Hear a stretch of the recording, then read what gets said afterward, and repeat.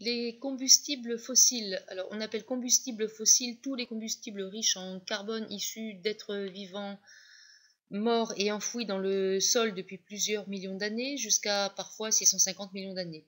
Il s'agit du pétrole, du charbon, de la tourbe et du gaz naturel. Ces sources d'énergie ne sont pas renouvelables car elles demandent des millions d'années pour se constituer et parce qu'elles sont utilisées beaucoup plus vite que le temps nécessaire pour recréer des réserves. Un rappel avec ce qui a été vu auparavant entre la distinction molécule organique, molécule minérale. Vous avez ici une molécule de dioxyde de carbone, CO2. Le carbone est du carbone minéral. Vous avez ici une molécule de glucose, une molécule d'amidon, une molécule de chlorophylle. Et dans ces trois derniers cas, il s'agit de carbone organique. Rappelez-vous également ce qui concerne l'entrée de carbone dans la biosphère et l'importance de la photosynthèse.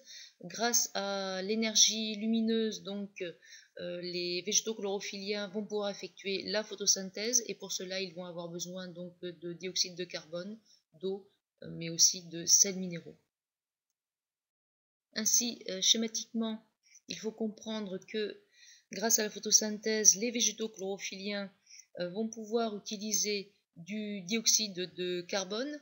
Il s'agit donc d'une entrée de carbone dans la biosphère, au sein de la biosphère, grâce à la photosynthèse. Bien sûr, la photosynthèse nécessite également une consommation en eau. Grâce à la photosynthèse, au cours de la photosynthèse, le dioxyde de carbone va être transformé va être incorporé dans des molécules organiques caractérisées donc par les éléments chimiques CHO. Et bien sûr, au cours de la photosynthèse, il y aura par contre un rejet de dioxygène. Ainsi, ce qu'il faut bien comprendre, c'est qu'au cours de la photosynthèse, l'entrée de carbone dans la biosphère se fait parce que du dioxyde de carbone est consommé et que le carbone minéral est transformé en carbone organique. Vous avez sur cette diapositive donc un petit exemplaire de la biodiversité au sein des végétaux chlorophylliens et quels que soient les végétaux chlorophylliens, il y a utilisation de l'énergie lumineuse et incorporation donc de dioxyde de carbone afin d'effectuer, ce qui permettra d'effectuer donc la photosynthèse.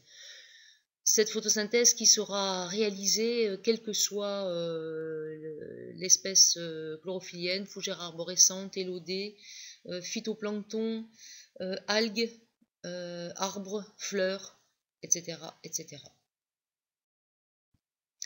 Alors, la matière organique qui va être produite par les végétaux chlorophylliens va constituer ce qu'on appelle la biomasse végétale et donc va constituer ce que l'on appelle la production primaire. La production primaire est la production donc de biomasse végétale par les végétaux chlorophylliens et on parle de production primaire parce que ce sont les végétaux chlorophylliens qui vont pouvoir synthétiser de la matière organique à partir de matière minérale.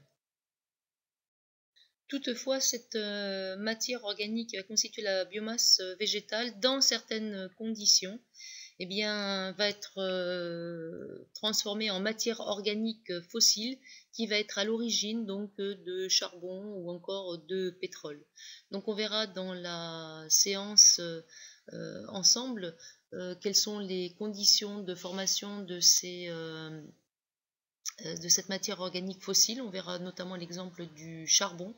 Vous travaillerez en différents ateliers, comme je vais vous le présenter dans la diapositive suivante. Alors, au cours de cette séance, vous allez préparer un colloque sur les enjeux environnementaux de l'utilisation donc des combustibles fossiles. Il y aura donc un premier atelier qui sera le pôle géographie et ressources énergétiques. Il y aura donc 2 groupes de 3 élèves. Un atelier 2 qui sera plutôt le pôle sciences et géologie. Donc il y aura également 2 groupes de 3 élèves. Et enfin l'atelier 3 qui sera le pôle environnement avec 2 groupes également de 3 élèves. L'atelier 1, en fait, vous travaillez pour une ONG dont le rôle est de promouvoir les énergies renouvelables dans le monde. Vous devez préparer un compte-rendu sur les gisements de charbon dans le monde. Vous allez travailler en collaboration avec l'atelier 2. L'atelier 2, lui, va travailler travaille dans un laboratoire de recherche en sciences géologiques. Et vous êtes spécialisé dans le domaine des roches carbonées.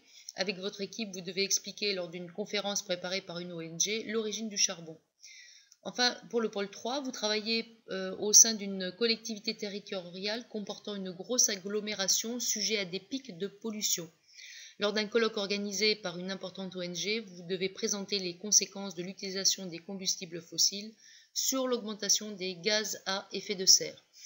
À la fin donc de cette séance, il faudra donc bien sûr que vous ayez regroupé l'ensemble des informations nécessaires pour constituer donc ce colloque. Vous aurez à votre disposition bien sûr des documents. Bon courage!